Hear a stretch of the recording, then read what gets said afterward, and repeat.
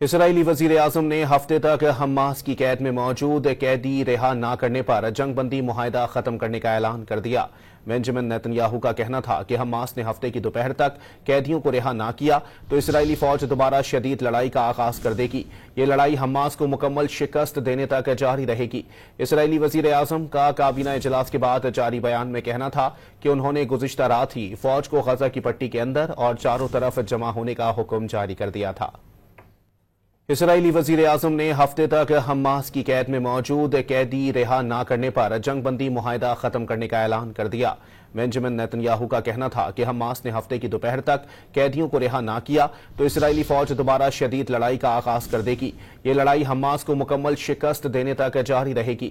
اسرائیلی وزیر اعظم کا کابینہ اجلاس کے بعد جاری بیان میں کہنا تھا کہ انہوں نے گزشتہ رات ہی فوج کو غزہ کی پٹی کے اندر اور چاروں طرف جمع ہونے کا حکم جاری کر دیا تھا۔